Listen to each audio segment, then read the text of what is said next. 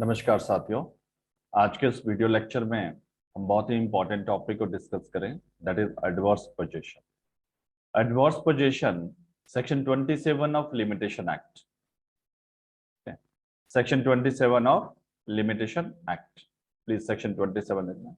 Extinguish of right to property at the determination of the period hereby limited to any period person for instituting of suit for possession of any property, his right to such property shall be extinguished। shall be extinguished का right ही खत्म हो जाएगा यहाँ पे, तो आप इसको read with article 65 of limitation act. Article 65 limitation act right with कर सकते हैं। देखो, सबसे पहले तो हमने समझना है कि जो हमारा लिमिटेशन एक्ट है, जो प्रिंसिपल ऑफ लिमिटेशन एक्ट है, तो जो principle limitation that the limitation bar the remedy but does not extinguish the right. जब हमने bar of limitation section 3 discuss किया था, वहां भी मैंने बोला था कि limitation act bar the remedy, आपकी रेमेडी को बार करता है, बट ये कभी आपके राइट को एक्सटिंग्विश, राइट को खत्म नहीं करता। But you know the limitation act is a procedural law, but one of the, इसका एक एक्सेप्शन है, that is section 27 talks about substantive law, जहां पे आपकी रेमेडी तो बार होती ही होती है, आपका राइट भी एक्सटिंग्विश हो जाता है, आपका राइट भी खत्म हो जाता है, that is adverse position. Adverse position, देखो एडवर्स पोजीशन के लिए जो पीरियड ऑफ लिमिटेशन है सूट फाइल करने के लिए, आपके पास 12 ईयर्स है। जब आपको कोई डिस्पोजेस करता है, प्रॉपर्टी पे पोजीशन करता है एक्सेट्रा, तो पीरियड ऑफ लिमिटेशन कितना है? 12 ईयर्स है। समझिए। अब एडवर्स पोजीशन स्टार्ट कब से होता है, पहले तो ये समझना है आपको। आफ्टर दैट मैं इसके एसेंशियल बताऊंगा आपको। देखो, जनरली लोगों के माइंड में मिथ है कि अगर कोई टेनेंट है, उसको 12 साल से ऊपर हो जाता है तो उसका कब्जा हो जाता है। ऐसा कुछ नहीं होता है। 20 साल पीस वो पोजीशन पे है, 25 साल पोजीशन पे, उसका एडवर्स पोजीशन नहीं माना जाए। एडवर्स पोजीशन के लिए आपको सबसे पहले 3-4 इंग्रेडिएंट पता होने चाहिए एडवर्स पोजीशन के लिए। एडवर्स पोजीशन के लिए number 1, the person must be in actual position. कोई भी पर्सन अगर क्लेम कर रहा है एडवर्स पोजीशन का, he must be in actual position पे होना चाहिए। एक्चुअल मतलब उसके कब्जे में वो प्रॉपर्टी होनी चाहिए, पोजीशन पे होनी चाहिए। Number 2, the possession must be adverse to the owner. Adverse to the owner मतलब कि वो अपने ऑनर के अगेंस्ट, ऑपोजिट है, अब एडवर्स हो गया। Second, third, there must be intention to hold the property. तो जिसने वो पोजीशन कर रखा है, पहला पोजीशन पे होना चाहिए, दूसरा adverse to the real owner, जो रियल ऑनर है, थर्ड उसकी इंटेंशन है उसको होल्ड करने की, fourth possession can not be adverse if it has commenced from a lawful title. अगर लॉफुल टाइटल से है तो that is not adverse. Another person must be entitled in immediate possession। जो रियल ऑनर ऑब्वियसली वो entitled होना चाहिए position. Means आपका, आप उसको ओपनली यूज कर रहे हो और आप हॉस्टाइल हो गए हो। हॉस्टाइल का मतलब not in favour of the owner, आप ऑनर के अगेंस्ट हो गए हो, आप बोल रहे this is my property now, तो देन ओपन हॉस्टाइल होना चाहिए, आपका एक्सक्लूसिव पोजीशन होना चाहिए, ठीक है, और without interruption and continue over that property within that statutory period. देखो, मान लो सपोज ए है और बी है, एक ए बी यहां पे पोजीशन पे है, बी ए की प्रॉपर्टी की पोजीशन पे है, एनक्रोच कर दिया। अब एनक्रोच किया है बी की प्रॉपर्टी को, बी ने कब्जा कर रखा है ए की प्रॉपर्टी पे। जिस दिन कब्जा किया उस दिन उसके पास कॉज ऑफ एक्शन, यस। आप उसको बाहर नहीं निकाल सकते forcefully, yes. Due process of law आप उसको वहां से इजेक्ट कर सकते हैं, और दैट क्या करना पड़ेगा आपको? सूट फाइल करना पड़ेगा। आप सूट फाइल कर सकते हैं because you are owner. But आपके पास पीरियड ऑफ लिमिटेशन कितना है? 12 years period of limitation. But ये जो पर्सन है अभी पीसफुली ये इंजॉय कर रहा है, ओपनली इंजॉय कर रहा है आपकी प्रॉपर्टी को, और आपके अगेंस्ट है, आपके हॉस्टाइल है। ये कौन? बी। आपके हॉस्टाइल आपकी प्रॉपर्टी पे कब्जा कर रही है। तो आपके पास टाइम कितना है? कॉज ऑफ एक्शन कितना? जब जिस दिन कॉज ऑफ एक्शन स्टार्ट हुआ फ्रॉम दैट डेट आपके पास ओनली 12 ईयर्स का टाइम पीरियड है। ठीक है, तो मान लो सपोज आपने 12 ईयर के अंदर सूट फाइल कर दिया, that's okay. thereafter he cannot claim adverse possession। ठीक है, मान लो सपोज 12 ईयर कंप्लीट हो गए और आपने सूट फाइल नहीं किया। जैसे ही 12 ईयर कंप्लीट हो गए, आफ्टर दैट अगर आप सूट फाइल करते हो, अकॉर्डिंग टू जनरल रूल क्या है कि अगर आपका पीरियड ऑफ लिमिटेशन है कंप्लीट हो गया, लैप्स हो गया, after that your remedy bar, but your right still continue रहेगा। लेकिन एडवर्स पोजीशन में अकॉर्डिंग टू सेक्शन 27 आपका राइट टू रेमेडी तो बार होगा ही होगा, आपका राइट भी एक्सटिंग्विश होगा। जो ऑनरशिप राइट है वो आपका एक्सटिंग्विश हो जाएगा। अब ये एडवर्स पोजीशन के मैंने क्या बोला आपको पहले? पोजीशन होना चाहिए और वो आपके अगेंस्ट है, हॉस्टाइल है। ठीक है, हॉस्टाइल है एंड और एक्चुअल पोजीशन पे और ओपन, ऐसा नहीं कंसील कर, ओपनली पोजीशन पे आपको पता है कि इसने मेरी प्रॉपर्टी पे कब्जा कर रखा है। ठीक है, एंड एक्सक्लूसिव पोजीशन होना चाहिए। हॉस्टाइल मैंने बता दिया, कंटिन्यू ओवर दैट प्रॉपर्टी, और कंटिन्यू है, कंटिन्यू ओवर दैट प्रॉपर्टी जो स्टैट्यूटरी पीरियड है 12 ईयर्स तक कंटिन्यूस प्रॉपर्टी पे, और आपने कोई एक्शन नहीं लिया। विजिलेंटा वर्स नॉन डोरवेंटा वर्स याद करो maxim. Law assist those who vigilant over their right, not those who sleep over their right. तो जो विजिलेंट अपने राइट के अगेंस्ट, राइट के रिगार्डिंग, उसी को लॉ भी असिस्ट करता है। अब आपको 12 ईयर्स का पीरियड सफिशिएंट पीरियड है, आपने एक्शन नहीं लिया, तो आफ्टर दैट जैसे ही 12 ईयर्स कंप्लीट होगा, आफ्टर दैट मान लो सूट फाइल करते हो, तो then B can claim adverse possession. वो एडवर्स पोजीशन का क्लेम कर सकता है। ठीक है, yes, burden of proof lies upon the B, adverse possession का। ठीक है, where the plaintiff file a suit for recovery of possession. अब आप सूट कौन सा फाइल करोगे ये भी पता होना चाहिए, recovery of position. Recovery of position का जब सूट फाइल करोगे on the basis of title, तो it is for the defendant to prove the adverse position. अब डिफेंडेंट को प्रूव करना है एडवर्स पोजीशन कि मैं पोजीशन एक्चुअल पोजीशन पे हूं और हॉस्टाइल हूं, ओपन पोजीशन पे था, मुझे कोई इंटरप्ट नहीं किया गया और ना ही मेरा अगेंस्ट सूट फाइल किया गया, और मैं एक्सक्लूसिव पोजीशन पे हूं और continue period of 12 years of position पे था, विद इन 12 ईयर्स किसी ने कोई सूट फाइल नहीं किया, और आफ्टर 12 ईयर्स पीरियड कंप्लीट हो गया। अगर 12 ईयर कंप्लीट हो गया, then after that bar remedy तो बार होगी, आपका राइट भी एक्सटिंग्विश हो जाएगा। ठीक है, तो in that case this is called adverse position. ऐसा नहीं है, मान लो सपोज ए लैंडलॉर्ड है और बी टेनेंट है। अब लैंडलॉर्ड ने टेनेंट को अपना जो प्रीमाइसेस है टेनेंसी पे दे रखा है, तो इन दैट केस इसको 20 साल हो गए टेनेंसी पे, वो किराया पूरा दे रहा है, कोई एडवर्स पोजीशन नहीं है, कोई एक्चुअल पोजीशन तो है बट कोई हॉस्टाइल नहीं हुआ, वो tenant not hostile against the landlord. तो इन दैट केस 20 ईयर्स हो जाए, 30 years, that is not adverse position. Adverse position मतलब जब कोई पोजीशन कर लेता है, इंक्रोच करता है किसी प्रॉपर्टी पे और हॉस्टाइल हो जाता है रियल ऑनर के अगेंस्ट, जो ऑनर है उसी के अगेंस्ट हॉस्टाइल हो जाता है और ओपनली उसको एंजॉय कर रहा है। जिस दिन वो हॉस्टाइल है उस दिन से कॉज ऑफ एक्शन आपके पास आएगा रिकवरी ऑफ पोजीशन का। आप रिकवरी ऑफ पोजीशन का सूट फाइल कर सकते हो किस दिन? जिस दिन हॉस्टाइल होगा, आपके अगेंस्ट हो गया, रियल ऑनर के अगेंस्ट, और उस दिन से आपके पास कॉज ऑफ एक्शन आ गया। उस दिन से लेकर 12 ईयर्स तक आपने कोई एक्शन नहीं लिया और वो पोजीशन पे है। जिस दिन हॉस्टाइल, मान लो 20 साल के बाद वो हॉस्टाइल हो गया, after that you got the cause of action, आप उसको रिकवरी ऑफ पोजीशन का सूट फाइल कर सकते हैं। ये 20 साल में हॉस्टाइल नहीं हुआ, बोल एडवर्स पोजीशन नहीं, यहां से काउंट हो गए फिर नेक्स्ट 12 ईयर्स,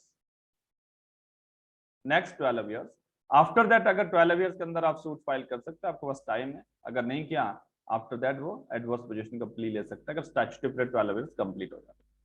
ठीक है, clear.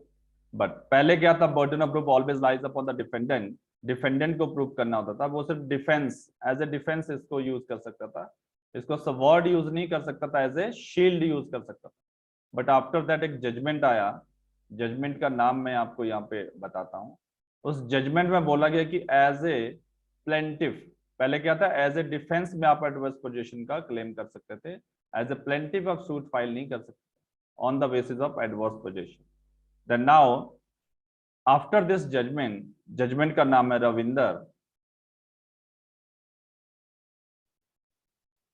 Ravinder Kaur Grewal versus Manjit Kaur 2019 supreme court. After इस जजमेंट में बोला गया कि yes you can use as a sword as well as shield. तो आप एज ए डिफेंस में भी ले सकते हो और एडवर्स पोजीशन के बेस पे आप सूट भी फाइल कर सकते हो। आप डिक्लेरेशन कर सकते हो, डिक्लेरेशन का सूट फाइल कर सकते हो on the basis of title. ठीक है, clear. Then next is, this is only one section 27 जो बात करता है सब्सटेंटिव लॉ की। ठीक है, सब्सटेंटिव लॉ की। The next is section 29. 29 is saving clause. Nothing in this act shall affect section 25 Indian Contract Act. Indian contract act 25 को ये अफेक्ट नहीं करे। देखो यहाँ से एमसीक्यूज बहुत बार आते हैं, समझ गए। नथिंग इन दिस एक्ट, जो ये एक्ट है सेक्शन 25 इंडियन एक्ट को अफेक्ट नहीं कर, क्योंकि इंडियन एक्ट ने टाइम बार डेट के बारे में बात किया। क्या टाइम बार मतलब आपका डेट पे करने का ऑब्वियसली 3 ईयर होता है, अगर मान लो उसके बाद टाइम बार कोई डेट पे करता है तो उस पर यह अफेक्ट नहीं करेगा। Where any special or local law prescribed for any suit, appeal, or application of period of limitation different from the period prescribed by the schedule, the provision of section 3 shall apply as if such period, but the period prescribed by the schedule, and for the purpose of determining any period of limitation prescribed for any suit, appeal, or application by any special local law, the provision contained in section 4 to 25 inclusive shall apply only insofar and the extent which they are not expressly excluded by such special or local.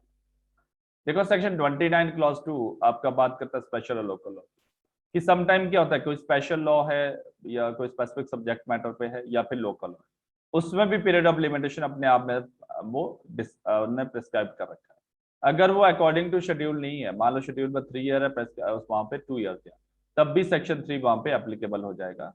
And then और वहां पे section 4 और 24 भी applicable हो जाएगा, but provided की to the extent, किस extent तक ये सारे provision they are not expressly, या उनने मतलब प्रोवाइडेड की एक्सप्रेसली बार ना हो, वहां पे स्पेशल और लोकल लॉ में एक्सप्रेसली उनने बार ना कर रखे हो 4 and 24, अदरवाइज ये एप्लीकेबल होंगे। ठीक है, स्पेशल और लोकल लॉ की बात कर रहे हैं। Save as otherwise provided in any law for time being in force with respect to marriage and divorce, nothing in this shall apply to any suit other proceeding under any such law. तो obviously वहां पे save कर रखा, divorce के लिए आपको कितना time period file करना है, उसमें ये एप्लीकेबल नहीं होगा। ठीक है, तो suit any other proceeding any other law such law, अगर कोई इस तरह का लॉ है मैरिज एक्सेट्रा के लिए, वहां पे ये कोई टाइम पीरियड यहाँ पे फिक्स नहीं है। सेक्शन 25 और 26, क्योंकि डाइवोर्स के लिए कोई टाइम पीरियड फिक्स नहीं है ना। Section 20 or 26 and the definition of easement in section 2 shall not apply to case arising in the territories of which Indian Easement Act may apply. तो ये आपका 25-26 वहां पे देखो 25-26 ओनली प्रिस्क्रिप्शन के थ्रू जब ऑनरशिप आप एक्वायर करते हो पोजीशन ऑफ द प्रॉपर्टी पे ही एप्लीकेबल होगा, लेकिन जहाँ पे इंडियन ईजमेंट एक्ट एप्लीकेबल होगा 1882, वहां पे आपका 25-26 एप्लीकेबल नहीं होगा, क्योंकि वहां तो ईजमेंट्री एक्ट एप्लीकेबल होगा। ठीक है, देन ये छोटी छोटी चीजें है, बट आपको ये आपको प्रीलिम्स में ये काफी क्वेश्चन पूछे जाते हैं। Section 30 provision for suit etcetera for which the prescribed period is shorter than the period prescribed by the Indian limitation act 1908। देखो मैंने आपको बताया कि जो हमारा एट प्रेजेंट जो लिमिटेशन एक्ट है वो 1908 के बेस पे है। ठीक है, अगर मान लो अब लिमिटेशन एक्ट 1908 में वहां भी पीरियड ऑफ लिमिटेशन था और लिमिटेशन एक्ट 1963 में अगर वो शॉर्टर था, ठीक है, शॉर्टर पीरियड था, कम मतलब लेस देन जो 1963 में या ठीक है, तो इन दैट केस आपका पीरियड ऑफ लिमिटेशन काउंट कैसे होगा? बाय दैट टाइम जब 1963 में एक्ट आया तो उससे any suit for which period of limitation is shorter than the period of limitation prescribed by the Indian limitation act 1908, मतलब 1908 से कम पीरियड है। जो 1908 का लिमिटेशन पीरियड था, मान लो सपोज वहां पे किसी के लिए 6-7 ईयर पीरियड था, तो अब वो 3 ईयर है। उसमें देखो, may be instituted with in a period of 7 years next after the commencement of this act. तो आप उसको 7 ईयर के अंदर सूट फाइल कर सकते हो। नेक्स्ट जब ये कमेंसमेंट हुआ, जब with effect from this act 1963, within the period prescribed for such suit by the Indian Limitation Act 1908, whichever period expire earlier।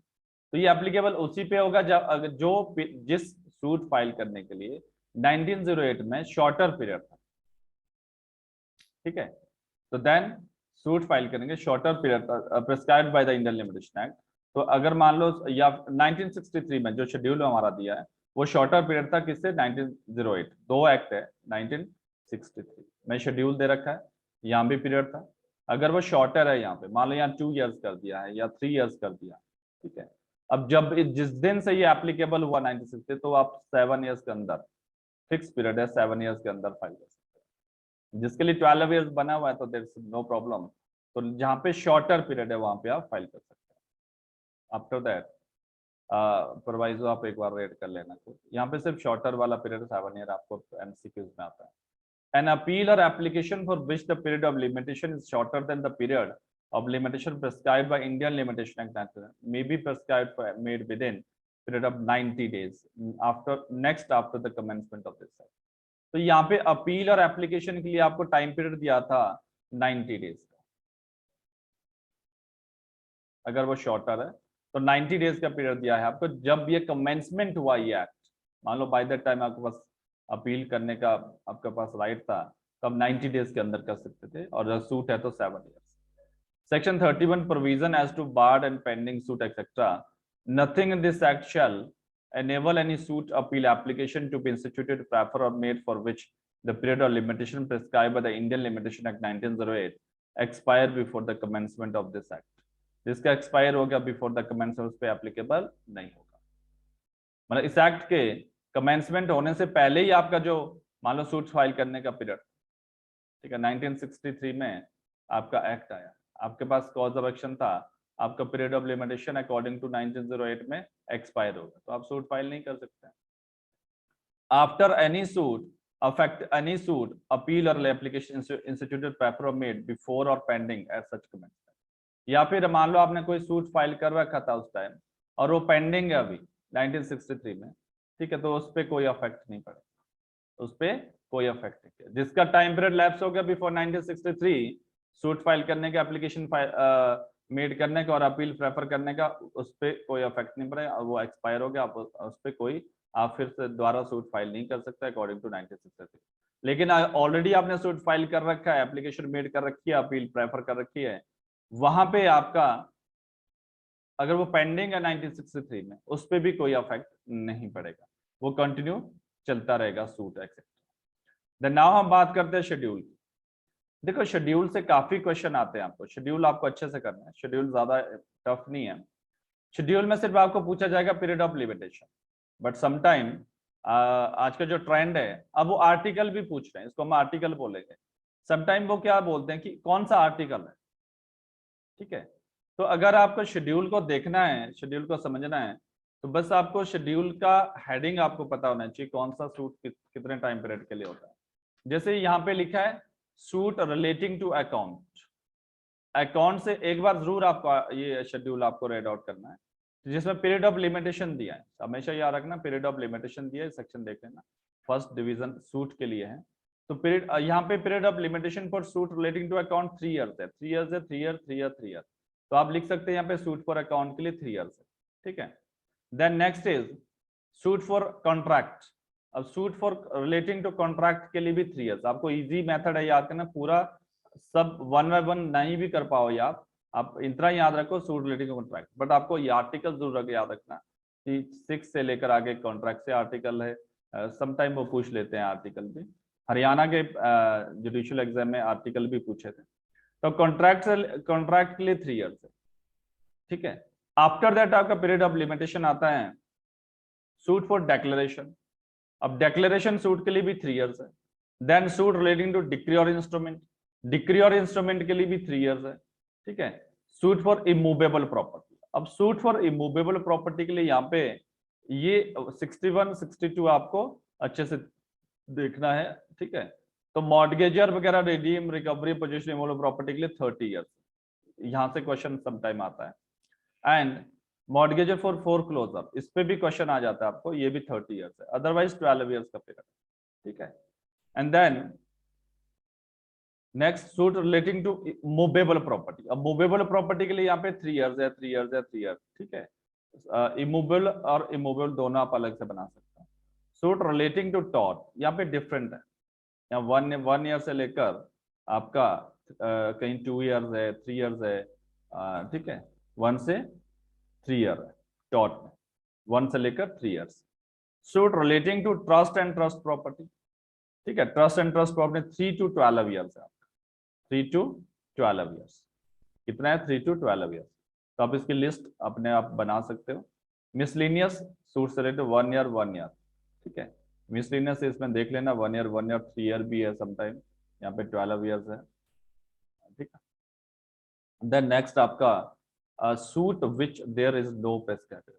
अब ये important article 130, any suit for which no period of limitation is provided elsewhere in this schedule. अगर कोई ऐसा suit है जो ऊपर हमने अभी देखे आर्टिकल 112 तक, कोई छूट गया है, कोई ऐसा सर्कमस्टांस सूट है जिसके लिए पीरियड लिमिटेशन में नहीं दे रखा है, तो उसके लिए जनरली जो पीरियड ऑफ लिमिटेशन क्या माना जाएगा, 3 ईयर माना जाएगा, ठीक है। Where the right to sue अक्राइज।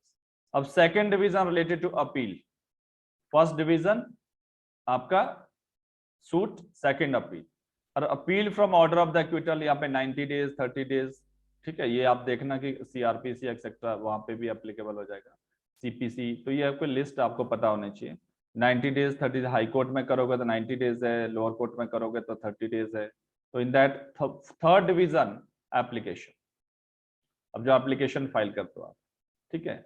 जैसे आप ऑर्डर 37 में आर्टिकल 118 है for leave to appear and defend a suit under summary procedure, order 37 CPC, तो कितना डेज का टाइम है, 10 डेज का, ठीक है। तो जब एन समन टू सर्व, आपको ये इस तरह से याद करना है, ठीक है। आगे 30 डेज दिया हुआ, ठीक है। Filing court of award etcetera arbitration में 30 डेज है, सीपीसी में 90 डेज है, अगर सीपीसी में आप अपील फाइल करते हो।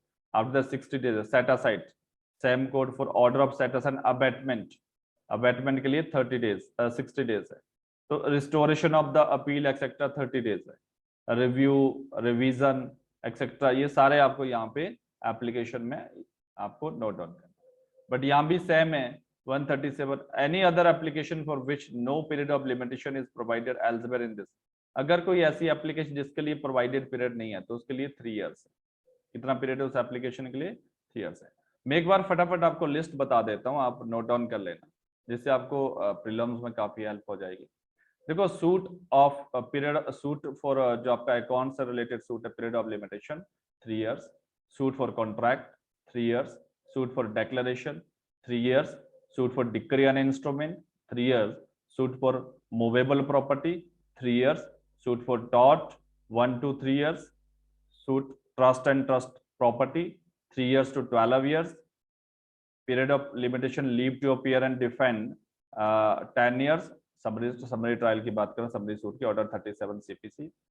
period of limitation setting aside and abatement, setting aside and abatement के लिए 60 days का पीरियड है आपके पास। application for substitution of LR of the party in the suit 90 days, substitute जब LR को करते हैं आप, कितना टाइम पीरियड है आपके पास, 90 days. Setting aside ex parte decree 30 days, enforcement of decree mandatory injunction 3 years, restoration of the suit, restoration of the suit कितना है 30 days, and execution of decree, execution of decree के लिए 12 years, ठीक है। Suit immovable property, immovable property में आपको 3 से लेकर 30 इयर्स तक है। जैसे रिडम्पशन के लिए 30 इयर्स है, फोरक्लोजर के लिए 30 इयर्स है, review 30 days, revision 90 days, setting aside sale 60 days. ठीक है, तो देन अपील के लिए डिफरेंट टाइम है। Appeal to session court 30 days है, अपील टू हाई कोर्ट आपका 90 डेज है। ठीक है, एंड देन एप्लीकेशन के लिए डिफरेंट डिफरेंट टाइप है। तो दिस इज ऑल अबाउट आपका लिमिटेशन एक्ट। हमने लिमिटेशन के सारे लेक्चर अपलोड कर दिए हैं यूट्यूब पे, और ऐप पे भी आपको मिल जाएंगे सारे लेक्चर। आप अगर हमारी ऐप में एक्सेस चाहते हैं तो ऑब्वियसली आपको वो डाउनलोड करना पड़ेगा। फ्रॉम द डिस्क्रिप्शन लिंक में आपको मिल जाएगा ऐप का लिंक। तो आप डिस्क्रिप्शन में से लिंक क्लिक करके डाउनलोड कर सकते हैं, जहाँ पे आपको इस लिमिटेशन एक्ट के एमसीक्यूज, पूरे लिमिटेशन एक्ट का फ्री ऑफ कॉस्ट रहता है। एमसीक्यूज भी आप कर सकते हो, क्योंकि वेरेक्ट रिवीजन के साथ साथ एमसीक्यूज वेरी इंपॉर्टेंट है। एमसीक्यूज आपको करने चाहिए, जितना आप प्रैक्टिस करोगे उतना आपको एमसीक्यूज आपको क्लियर होती जाएगी, प्रीलिम्स में काफी पकड़ होती जाएगी आपकी। और लास्ट में जो चैनल में नए हैं प्लीज सब्सक्राइब कर दीजिएगा, जिन्होंने ऑलरेडी सब्सक्राइब कर रखा है वो लाइक और शेयर एंड कमेंट जरूर कर दीजिएगा। नेक्स्ट सब्जेक्ट हम स्टार्ट कर रहे हैं negotiable instrument act, chapter number 17, section 130 to 147। धन्यवाद।